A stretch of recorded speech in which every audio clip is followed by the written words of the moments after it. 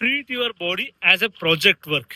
Like ನೀವು ನಿಮ್ ಕೆಲಸ ಮಾಡ್ಬೇಕಾರೆ ಅಥವಾ ಇನ್ನೊಬ್ರಿಗೆ ಏನೋ ನೀವು ಡೆಲಿವರಬಲ್ಸ್ ನ ಕಂಪ್ಲೀಟ್ ಮಾಡ್ಬೇಕಾರೆ ಎಷ್ಟು ಪ್ರಾಂಪ್ಟ್ ಆಗಿ, ಎಷ್ಟು ಹಾನೆಸ್ಟ್ ಆಗಿ, ಎಷ್ಟು ಪ್ರಾಪರ್ ಆಗಿ ಮಾಡ್ತೀರಾ. ಅದೇ ನಿಮ್ ಫಿಟ್ನೆಸ್, ನಿಮ್ ವೆಲ್ನೆಸ್, ನಿಮ್ ಬಾಡಿ ಟ್ರಾನ್ಸ್ಫಾರ್ಮೇಶನ್ ಅಂತ ಬಂದಾಗ ನೀವು ಆ ಎಫರ್ಟ್ಸ್, ಆ ಡೆಡಿಕೇಶನ್ ಹಾಕಲ್ಲ. ಯಾಕೆಂದ್ರೆ ನನಗಲ್ವಾ, ಮಾಡಿದ್ರೆ ಆಯ್ತು ಬಿಡು, ಆಮೇಲೆ ನೋಡ್ಕೊಳ್ಳೋಣ.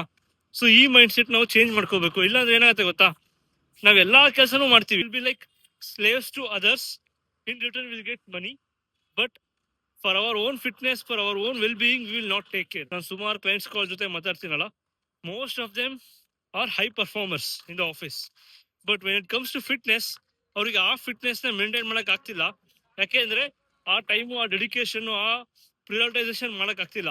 They are not considering they transformation ಅಥವಾ wellness as a project. So ಅವ್ರಿಗೆ ಗೊತ್ತು ಎಷ್ಟು ಫಿಟ್ ತೆಗಿಬೇಕು, ಎಷ್ಟು ಎಫರ್ಟ್ಸ್ ಉಳಿಸ್ಬೇಕು, ಹೇಗೆ ಟೈಮ್ ಮ್ಯಾನೇಜ್ಮೆಂಟ್ ಮಾಡಬೇಕು, ಹೇಗೆ ರಿಸೋರ್ಸ್ ನ ಯುಟಿಲೈಸ್ ಮಾಡಬೇಕು.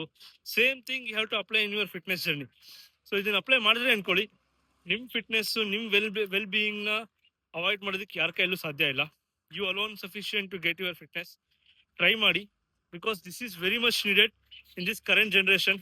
ನೀವೆಲ್ಲರಿಗೂ ಕೆಲಸ ಮಾಡ್ತೀರಾ, ಎಲ್ಲಾದ್ರೂ ನೀವು ಮಾಡ್ಕೊಡ್ತೀರಾ, ಬಟ್ ನಿಮ್ ಫಿಟ್ನೆಸ್ ಅಂತ ಬಂದಾಗ ನೀವು ಹಿಂದೆ ಉಳಿತೀರಾ. ಸೊ ಯೋಚನೆ ಮಾಡಿ, ಇಟ್ಸ್ ಹೈ ಟೈಮ್.